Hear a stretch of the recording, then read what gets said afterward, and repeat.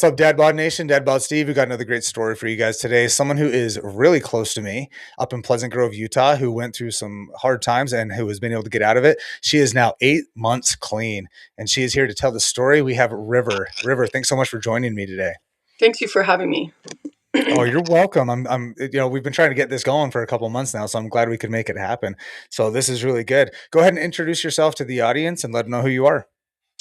Yeah, my name is River Belagamki, and I'm 26, and I'm from Montana, but I've been down here in Pleasant Grove, Utah, for about 2 years. So, Where were you originally from, you said? I'm from Kalispell, Montana, like Whitefish in Kalispell, Montana.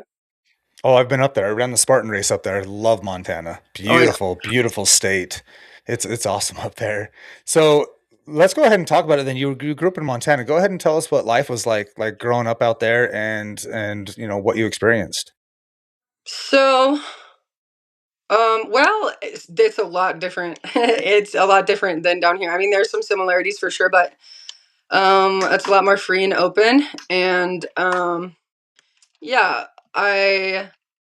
For me personally, like, my dad was an alcoholic and my mom was an addict, and so I grew up like around people that were like that, and like we would just that was just kind of life, I guess. And I grew up kind of like a tomboy, like I suppose. um, Sorry, I'm drawing a blank here. You're okay. You're okay. Like, so my parents split up when I was one, and my mom got into some big trouble, and she had to go away for a while. And I went with my dad, um, and he struggled a lot, and so my grandma and my dad kind of came together and took care of me. And yeah, I grew up like I was a daddy's girl, and so but it was always kind of like camping and fishing and campfire like bonfires every night, and like from a really young age, just like that's how it is out there. And like there's like a stereotypical like riding the horses and stuff, and that's kind of true. And so it was like that for a long time. My mom had to go and do her stuff, like go through treatment centers and things like that. I have an older sister, and she's older than me by 5 years, and she went with her grandma, our grandma. She has a different dad. So but yeah, it was mostly just like my grandma Judy stepping in to be mom for a while. So I remember being really young and always like I would write my name, and to this day I still write it River with a star, because a star was my mom's favorite shape, and her favorite color was purple. And so to feel close to her at such a young age, I would do those things, like listen to her favorite songs and do that. And I remembered just really wanting to be close to her because I couldn't. And my mom and my dad always remained close and friends. And I think I was in second grade when my mom finally got to a place where she was living in Butte, Montana. She told me over the phone. I remember her telling me, River, if you pray long enough, or like if you tell God, that you want to live with me, eventually He'll hear you. And coincidentally, my dad came into my room one night and he asked me to hear my prayer. And I said, I said, now I lay me down to sleep. I pray the Lord my soul to keep, the whole thing. And then I said, please, please, one day let me live with my mom. And he ended up crying and calling Grandma Judy, which is his mom, and telling her that, he thought I should go live with my mom because she had her stuff together. And my older sister had a couple months before that been brought back to her as well. And and so the next day, my dad woke me up and he said, make sure you tell all your friends at school that, this is going to be your last week at school because you're going to go live with your mom again. And it That was crazy. fast. Yeah, yeah, it was crazy. He was a kind soul. He was an alcoholic, but he was he was gentle and kind, and he was a free spirit. He was an old cowboy. He was an old redneck. And so he called my mom. Yeah, he called my mom up and told her, so off I went to go live with my mom. And at this point, she had gotten her stuff together and she was clean for about 5 years. I lived with my little brother, who I'm 7 years older than. His name is Traveler. My older sister Davy, and my stepdad, who's been my stepdad since I was about 2, who's an amazing man. His name is Aaron. So we were all like a little family, and things were good for a while, like about 5 years. And we just kind of lived like a normal life for a while there. And we would go to AA, right? Because my mom is a recovering addict, and my stepdad was a recovering addict. And my dad stayed in Kalispell and or Whitefish, whatever, and kept drinking, And when I was in about 3rd grade, I got my nose pierced, right? Because my stepdad, he's a biker. He's a one percenter. I don't know if anybody kind of knows what that means, but a one percenter, just like he was a bandito biker, which means like if you're a one percenter, it just means like you're a biker 24 hours. It doesn't matter what you're doing and whether you're 100%. That's just who you are, and you've earned You're that. always a biker, no matter Right. what, right? Yeah. Yeah. And so, um, but he hadn't been like, he wasn't doing any of that. It's pretty bad when the bikers when the guys in the club have to tell your wife, when the guys in the club have to tell your old lady that you need to go to rehab. And that's about what happened to my mom back then. So yeah, it was bad. Anyways, but fast forward, like I said, so this was like a calm time for us for like about 5 years. And then my mom kind of hit a rough patch because my stepdad, Aaron, went to Fort Benton to work. And so my mom was left unattended and didn't have real like supervision. It sounds terrible, but so it was just my mom and I at the house because my older sister had turned 18 and she went to California to go with her dad.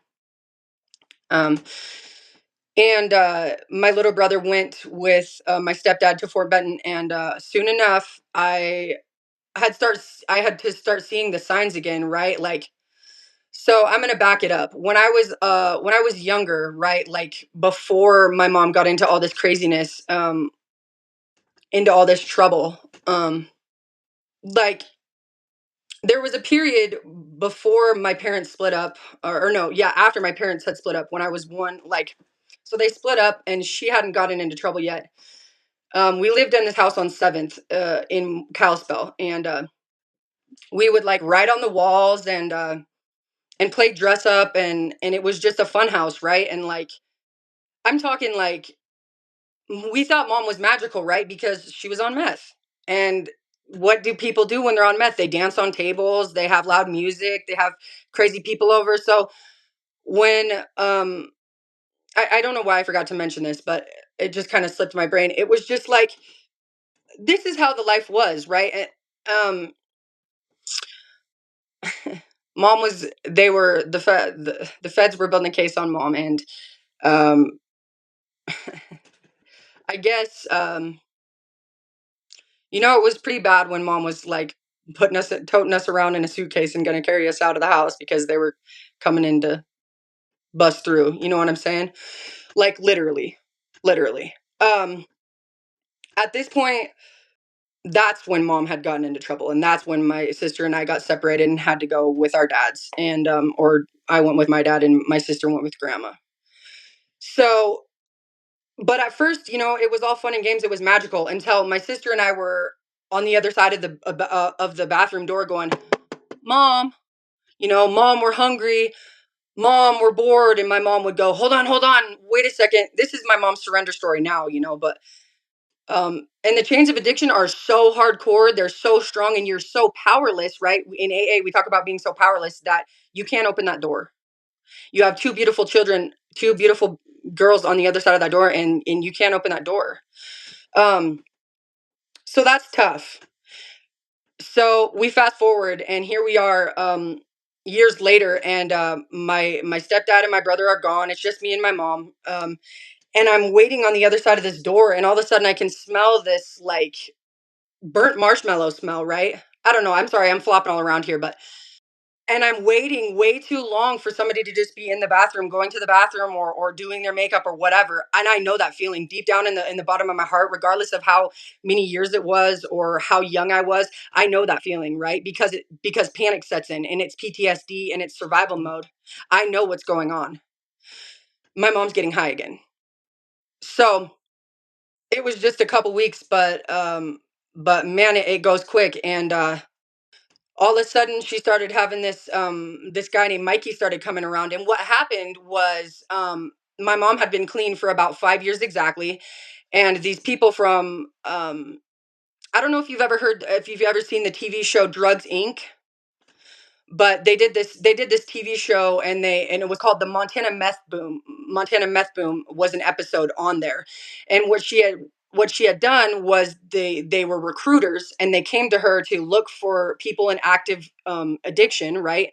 And she thought it would be safe for her, at this point. She had had 5 years in recovery, right? She was going to AA all the time. She was cured. And that's what people in long-term recovery think sometimes. Um, and she decided to reach out to these people, um, to do an episode for this TV show, and she made the mistake of getting a little too comfortable and a little too friendly, and that's how my mom's always been, just non-judgmental. This is a fun-loving space here, and everything's all good, and it came back to bite her in the ass because she ended up relapsing, and her and this Mikey character were in the house, and I knew right away, and so.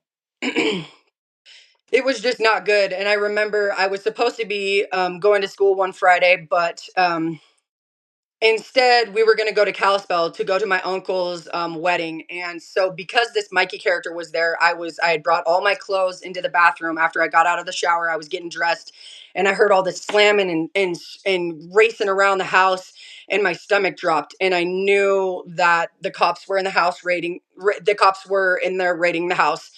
And so I got dressed real quick and I came out, and sure as shit there was like 10 cops in the house, and they had ripped everything apart, and just I mean, they turned the house upside down, and I walked out in tears, and I looked, and I had walked into the to the living room, and there was my mom, and there was Mikey in handcuffs, and my mom had this look of shame, and she just looked at me and looked down, and I thought, "Oh my goodness." You know what I mean? Here we go again. And so um And how old were you at this time when this happened? So at this point, I might have been 11 or 12. I think I was 11.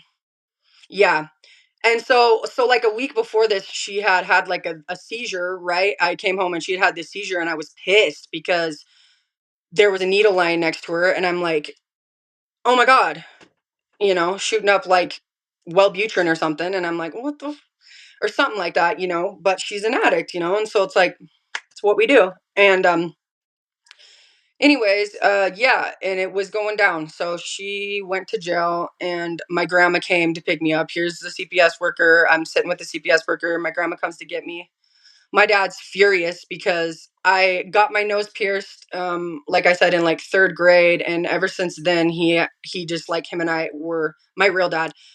We didn't have a very good relationship because of things like that. Like, he didn't agree with any of that. He was old redneck, and he I think what it was that, but along with, like, he wanted to be an alcoholic. He didn't want to be an alcoholic. He was an alcoholic, and he had a hard time with, like, believing that he was good enough to be my dad, right? Or like things like that in his head. So him and I were pretty distant at that point. And so when he found out that I was coming down there, because there was nowhere else for me to go, he was pissed. And but I was coming.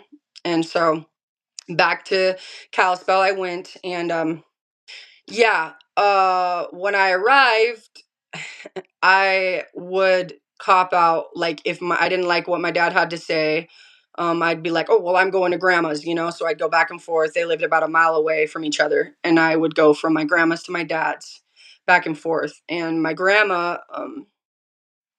dad was my grandma's baby. my grandma's youngest child, and they were attached at the hip. They enabled each other his entire life, right? So, um, I played that card all the time, and yeah, I let's see, how this went. I guess I that whole year I tried So to get my dad to like he knew towards the end of that year that he wanted to get sober.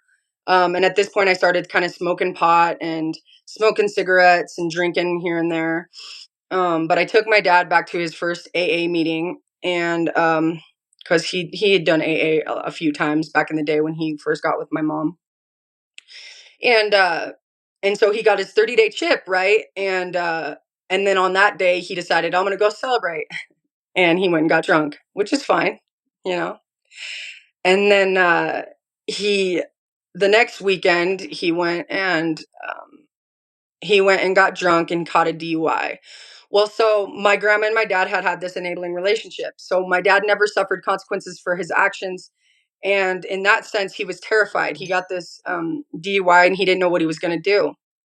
So the next week, he sent me away to my mom's house. And when I got back that weekend, he had committed suicide. He shot himself with a 44 Magnum and I'm ended so his sorry life. to hear that.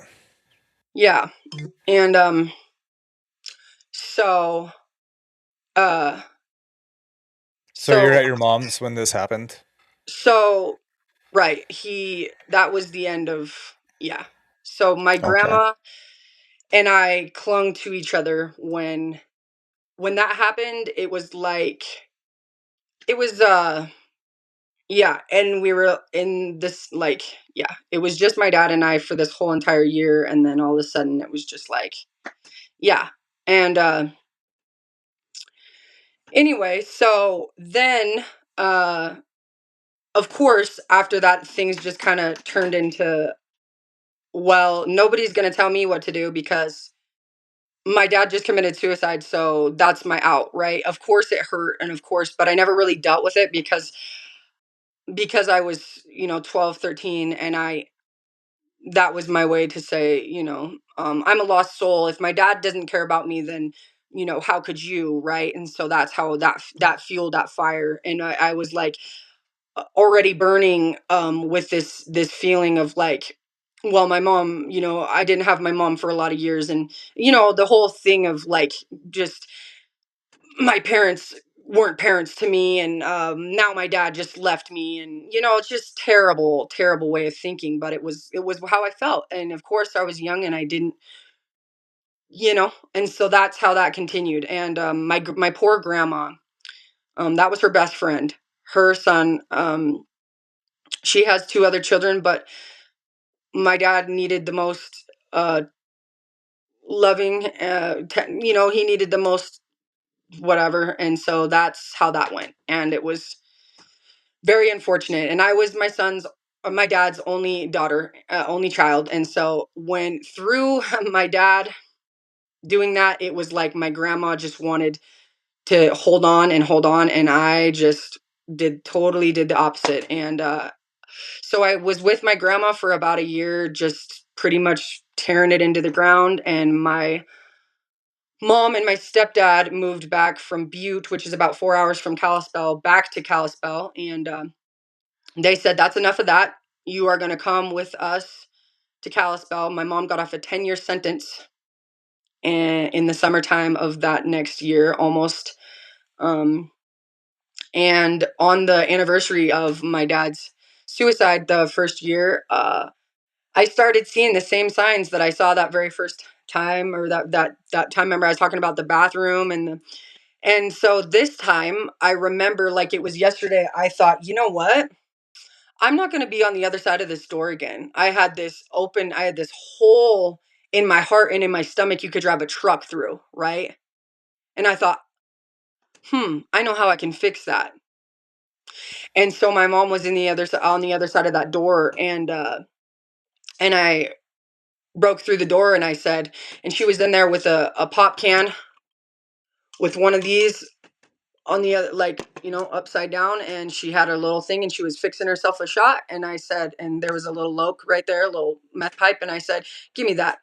I said, if you don't do that, I'll find another way and I'll get it. And she knew I meant it because I was, like I said, in my pretty much throughout my life, I've been pretty manipulative. Most of us addicts and alcoholics are pretty crafty and pretty manipulative. That's the truth, you know? And so, I was not an exception to that. And um, my mom was sick, very sick. And so, I've always been her mini me. And I just decided this is what I'm going to do. And so I got high that day and wow, was it a solution to my problems? Yeah, it was for the time being. So, um, a couple weeks later, for the first time in 12 years of my stepdad being my stepdad, like I said, I could remember this like it was yesterday too. I was maybe it was like a month later or something. I was in this the house is 1212 Fifth Avenue East. Party on Fifth Ave. Boy, it was. We were I was in the bathroom. It was like 4 in the morning. I was getting ready to take a shower. My mom's in the next room vacuuming, which wasn't uncommon, right? And but something that was not common, something that was super out of the ordinary. All of a sudden, I peeped through the blinds. Funny. And my stepdad is coming from the porch, going into the garage, and my stomach dropped. My stomach dropped, and I thought, oh, here we go, because in all the 12 years, my dad had always been the rock for us, for our family, right? Like my mom had done all this and fell off the wagon and got on the wagon and all this stuff, but not my dad. And so when my dad relapsed this time and he was like, you know what, Dina, I'm just gonna go ahead and join you guys. If I can't beat you, I'm gonna join you. I thought we are so screwed. We're gonna be so screwed and it's gonna happen so fast. And it did. So we started prospecting. I don't know if you know what that means, prospecting for the Hells Angels. And to kind of like we were gonna like start a chapter, I guess, in our crazy minds. And having barbecues at the house and like every night with all the crazy people. And it was just like at one point we had the SWAT team there because it had been like these people came to rob one of the bikes and um from the canyon and like it was crazy, man. There every time that the cops came, it was like 4 squad cars at least. Um Overdoses. When my mom gets high, she allegedly doesn't like just do it. She's gotta, you know, participate in other things and it Kind of gets a go little overboard. oh yeah, yeah. And Yeah. so to say the least, like every time my dad would leave the house, she'd be hanging off the end of the truck with the some kind of tool to try to bust the window out. I had never seen them fight like that, and it was like at one point they had gotten new iPhones, and my mom had broke my dad's, just slammed it against the side of the door, and my dad took hers and did the same thing. And I was like, one was screaming in this side, one was screaming on this side, and I was like, oh my god, this is like a version of hell. Like we're never gonna get out of this. It was like 5 in the morning. I'm like, this has been going on for like 12 hours. Yeah, and so it was terrible. And then we got into like woke up one day and we had like four people living with us on the couch, different people, different days. Um and the sheriffs came in and they said, "Hey, you guys have had this many days to get out of the house. You still haven't left. You got 15 minutes. Get what you need and get the fuck out." And I'm like, okay, like here we go. And everybody got out and got in their cars and went their separate ways. And we had to come back at different times to get what we needed. And we were in and out of hotel rooms every night and had two pit bulls living with us in the back of the cars and in and out of hotel rooms and different. We had been blacklisted from every other hotel room in the valley eventually for slinging. You know what I mean? Let me think. It was insanity, literally insanity. I can't tell you. And this went on for a couple of years. So yeah. So as you guys were doing this, was it just absolute chaos going from one place to another? Like, I mean, you guys, it seems like once you got kicked out of one place, you just had to go try to find another place. Did you ever have a plan of what you guys were going to do, or was it just a day to day basis kind of thing? It was completely day to day basis, completely. And so, did you guys ever during this time, were you guys ever picked up and booked into jail and just served like a few days here and there, or did you guys just kind of get caught by the hotel owners? Because you said you got blacklisted, right? Did you guys just kind of get caught by the hotel owners and then say, "Okay, get out of here," and just go somewhere else, or was it you guys actually in and out of jail waiting for time to be served? Did any of that ever happen? No, no, because when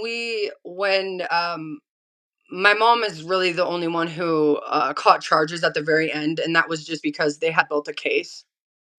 So, how long were you guys doing that? You said it was a couple of years that you guys were just in and out of hotels and moving around. Where where did you guys like end up being able to stay? That was I don't want to say solid, but that was kind of stable. That's the word I'm looking for.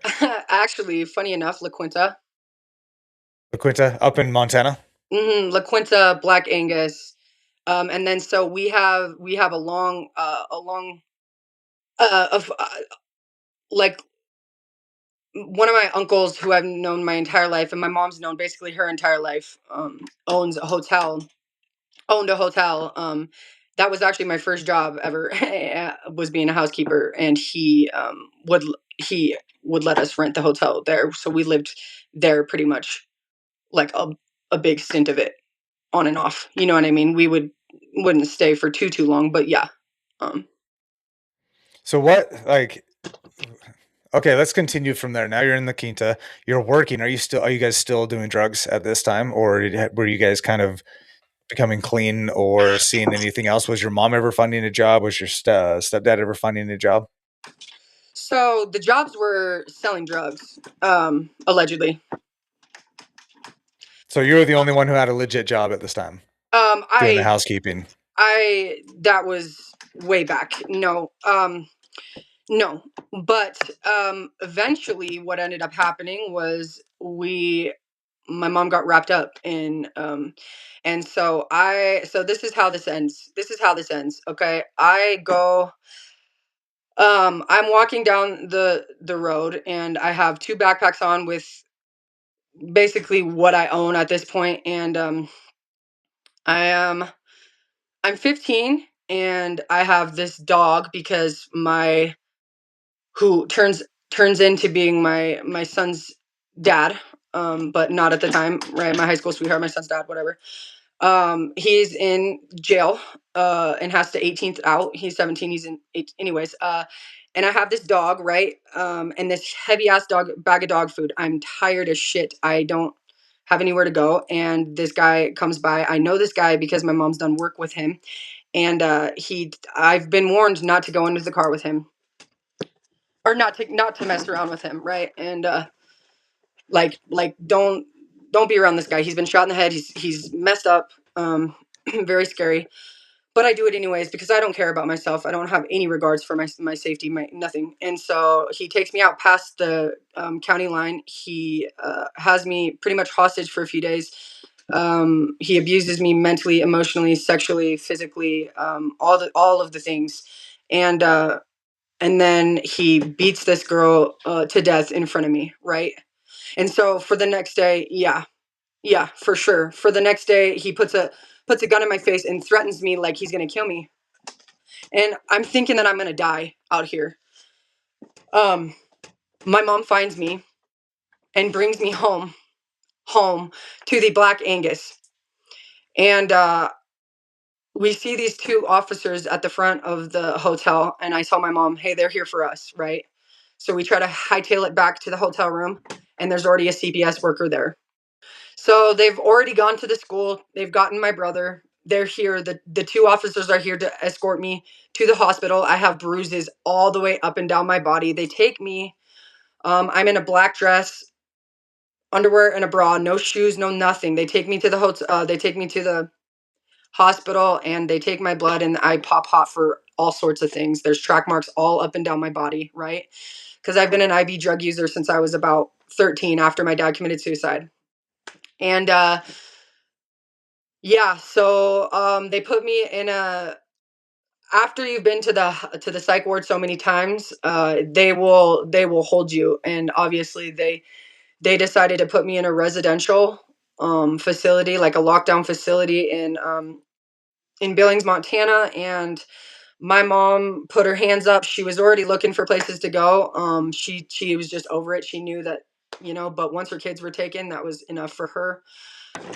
She decided that, yeah, yeah. So it was go time. And what had ended up happening is I went to treatment for a few months. She went to jail for about 30 days, and then had to got to go to treatment for about 30 days. And when we got back, we lived in a fifth wheel camper for about 6 months. We all wore drug patches.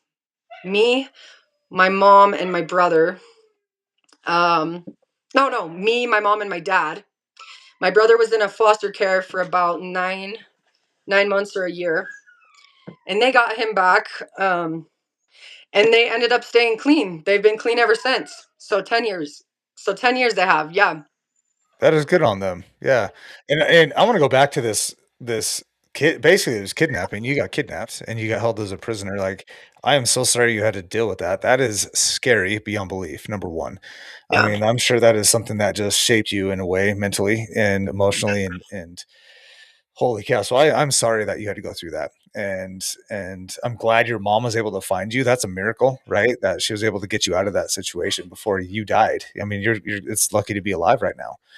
And so that is awesome that she was able to get you. So now let's go back to where you're at. Your family was wearing patches. They're all clean. And Hmm. then where did you go from there? What happened with your path? Because you said you're 8 months clean, right now. And Hmm. so obviously you kind of went a different path than the family. Yeah. What led up to that? Um, yeah. So, so I was told you get your GED, you get your license. I got my GED at 16. I got my license. Um, they decided we're gonna get the hell out of we're gonna get the hell out of Kalispell. They went to Bozeman. I decided, okay, well, I'll go to Bozeman with them. So my mom and I started this landscaping business, and that was really great for a little while. And then, uh, yeah, it was good for a while until I was swinging a Pulaski next to my mom, wondering why I couldn't keep up with her, and then I realized I was pregnant, and then, yeah. Anyway, so yeah, I was gonna be like, so we were going to church all the time. We were doing this landscaping business. I was supposed to be on the worship team. I love singing, and that's like one of my biggest passions. But I got pregnant, and I decided, yeah, and that was a big no no for my mom at the time. And so we kind of got into it over that, and I ended up going home to my grandma Judy, and I got my own little place, and I ended up having my beautiful baby boy Leonidas Travis Gomke, and he's named after my dad. Well, Travis Gomke, that was my dad's name. His Leonidas, and Leonidas means son of a lion or lion king. Anyway, so yeah, and I did good for a while, and then I got high again, and so yeah. When Leonidas was about 6 months old, I decided to come back down here to get clean, right? To try to get clean, and that lasted about 6 months, right? Because I was white knuckling it. I didn't have a solution, and my biggest suggestion is don't try to get clean unless you want to have connection and try to work a program, because that doesn't work. It's miserable. You do not want to get clean and not have a solution, right? So it was only a matter of time before I got a hold of somebody who I knew would co-sign my bullshit and come get me. And I took Leonidas and I packed up my stuff and I drove back down to Kalispell. And I got a job doing drywall. I'm a drywall taper and finisher. I have drywall taping and finishing, Ken. But that's what I started doing. And then I got my own little place, and things looked good on the outside, right? Leonidas was like 1, 2, 3 for like that long, right? And but then But the whole time I just kept getting high, and it wasn't like too much. It wasn't too like people that were close to me knew what I was doing the whole time, but it just wasn't. I wouldn't let them in, right? So Leonidas was with me, or he was with my grandma Judy, and that's it. Like he wouldn't go to daycare, he wouldn't and so yeah, and I guess it just really wasn't that bad because I had my vehicle. I had Leonidas had his own room and I had my room, and we would go on walks in the night, and he would have his bath and his bedtime story, and everything was fine, but I was there with him physically, but I wasn't there, right? So now I was this mom who was on the other side of the door, and this is very painful for me to talk about. This is my most painful thing that I really try to work on my mom shame, right? Is that I'm now a grown woman who has a child of her own that does exactly what was done to me, right? I'm that mom that sits on the other side of the door with the door closed and can't open that door as my baby is sitting and going, "Mom, mom, hold on, hold on, hold on." No, it's not hold on. You know what I'm saying? It's not hold on because so So you saw the cycle happening. absolutely. So let's jump into like when did you realize that you needed to make that change? What was the point where you said enough is enough, I need to change, I need to take this seriously? Because it sounded like you went to a rehab home or you went to recovery somewhere, and then it wasn't working for you at the time. What was the one point where you're like, you know what, this has got to change? So right around then. um I I knew that if I didn't start doing something, other people were going to have to manage my life for me. And that freaked me out. I went and tried to do outpatient. That wasn't enough. I went to do inpatient, and I would continue to like go, and then AMA. Um, yeah. And it was sad because the more that I realized there was an actual solution on the other side, the worse my use got. So But what sorry, go ahead. no, you go ahead. So what was like where, because you're saying like, oh yeah, I was going through these processes, but it never worked. What was the spark? What worked?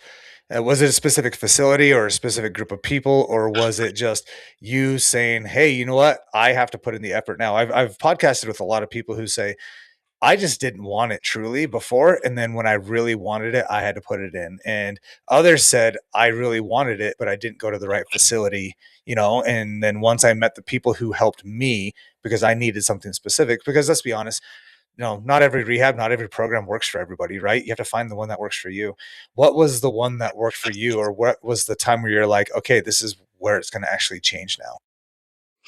To be honest, I think it was a little bit of mix of both. I didn't know that I deserved it or that I mattered that much. And I wasn't looking through the right lenses. So like I was super super distraught when I was so out there that my son had to be separated from me, right? So when Leonidas and I got separated, I just didn't know what to do. And I decided, well, I guess I have to come down here. My mom had to get my dad to come pick me up, bring me down to Utah. And I thought, well, I'll be clean. But it didn't work. I just kept catching case after case. And so finally here a couple months back, I thought, well, I'm going to give this a go one more time. And after all the years of being in and out of AA, I realized like I am of the hopeless variety. And so for me to think that I could just go to AA and sit in the rooms and not get a sponsor and not like work the steps and take the suggestions is crazy. Super crazy. And like reflections is amazing. Like I would recommend reflections to anybody. Their their people are so good, and I don't know what it is. There's magic, something super magic about that place. And so yeah. Where are they located? So Reflections is in Linden, Utah. And Yeah, reflections inpatient, reflections outpatient. And yeah, yeah, I'm still there. And I could be graduated by now, but I just, yeah, So that's the program that really hit you. yes, yeah. What was it about Reflections that you absolutely loved? Like, what was it that really resonated with you? Let's give them a big shout out because that's who helped you out. Yeah, absolutely. Huge shout out. Like, um, they're super down to earth and super reasonable. Like, they're accommodating.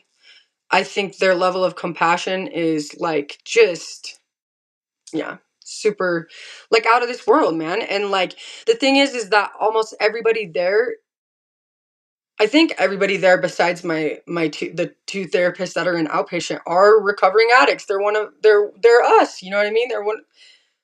And so it's like, for me, that's huge. That's You huge. know, I always say the people who make the best recovery employees are the ones who've gone through it themselves because they understand what's going on, right? And I have a friend. I was actually texting him this morning. His name's Kyle Hickman. I podcast. He was my very first podcast actually, and he's a therapist now. He went through drug addiction and now he's a therapist at different. I think he's at Renaissance is what I want to say up in out just outside of Logan, and he understands it because he went through it, right? I podcasted with another guy, Ricky Zazueta. He now works at Renaissance as a cook. He does things. My friend Will Bell, who I podcasted with, he went through it. He's only been clean, I think, around the same time as you, not a long time, but now he actually helps people find sober living places and independent living places. So they understand it the best. Someone like me, I've never gone through recovery. I've never gone through all of that. I work with people who have. I'm not the best resource for it because I don't know exactly what everyone is going through, but I have the compassion and understanding because I've seen friends go through it. I've seen friends die. I've seen friends go through recovery, right? And I only understand it so much through their eyes, not through my eyes.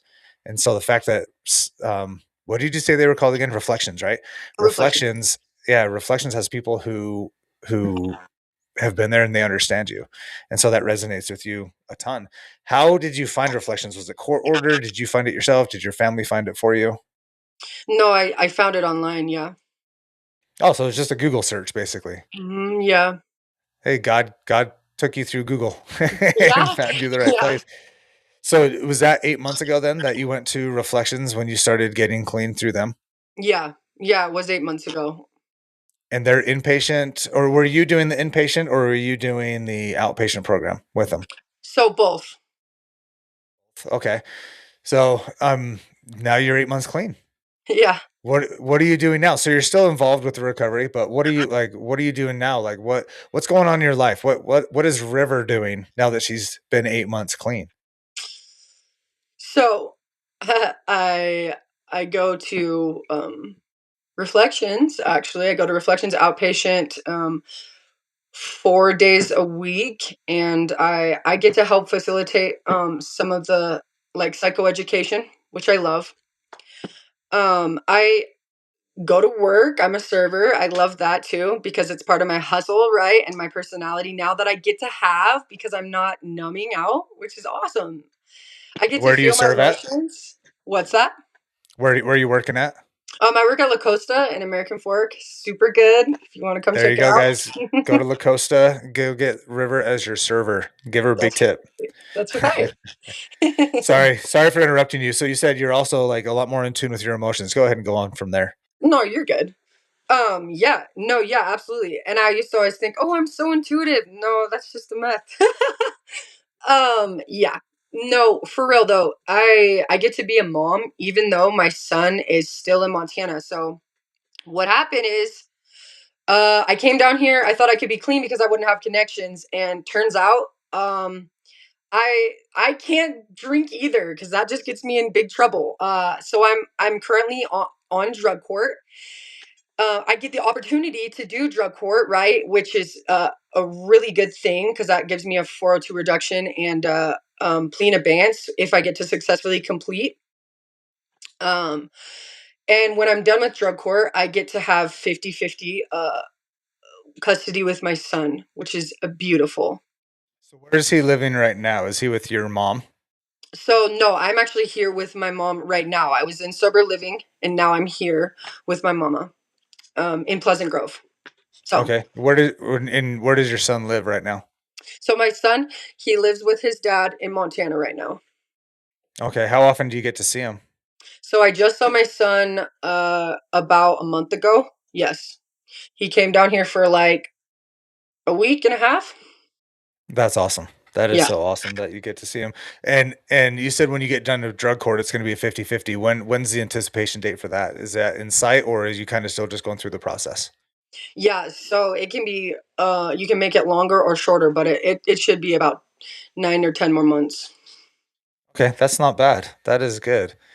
That is good. Well, it's awesome to see you thriving. You know what I mean? Whenever someone is caught in that cycle of drug use, it is so hard to see people go through that, right? And so to see you now 8 months clean, which is awesome. Congratulations again on that. That's spectacular. You're working. You're with your mom right now. You said your mom has now been 10 months clean, or 10 ten years years clean. clean. Sorry, Yeah. 10 years. So now you're with someone who also understands, right, the positivity of sobriety and can help you out. So you have that support system and you're getting your life together. That is so cool to see. It's amazing, 100% respect to you and to anyone who goes through this process, because it is not an easy thing to do. It is really hard to do. And so I have a lot of admiration for you and for other people who do this, and tell your mom congratulations on the 10 years also, because that's a huge feat to be that long. And so I really hope I can see you celebrate on Facebook. Hey guys, I'm 10 years clean. I'm really looking forward to that day now. So, before we end it off, like let's if it, you told us your why. You said you realize, like, stuff needs to change, but what advice would you give someone who is still struggling right now from what your experience was? So, what advice would you give them to help them get cleaner, to help them find success like you have? That's a really good question. I know I it's always deep for everybody because they're like, "Oh wow, I don't know, I didn't think about that one." Probably should have prepped you on that one before we started. okay. Well, here's my thing. So for one, the crazy part is that it seems super out of reach, especially when no, yeah, it seems super out of reach. And the thing about it is that it's not. And once you make that change and you're on the other side of it, you're gonna wonder why you didn't do it sooner. And when you realize that you're happy, joyous, and free, and the chains that tie you down every single day have been broken, um, just what a gift. Um, yeah, there's a life out there for you beyond your wildest dreams, and you just have no idea what that is and what it looks like, and you're worth that. So there's people That out is there that awesome. are, you know. Yeah, So you yeah, definitely. I can tell you're passionate about it too, because your whole demeanor just changed. You just sort of like, "Oh, hey, this is how it is." That is awesome. So, yeah. River, thank you so much for taking the time with me today. I'm so glad we got to make this happen. I know life has been busy for you. So I appreciate you being vulnerable and sharing your story so that others can see it, and showing them that there's hope, no matter what, like no matter how far down we can get, there is hope and we can get through this. And I appreciate you, and congratulations again. You're doing an awesome thing. Thank you. I'm so grateful. Oh, well, I appreciate you for sharing with me. So if you guys ever need help, go find something where you can go and get the help, because it takes that step to get that help. And thank you guys for watching. We'll see you guys next time.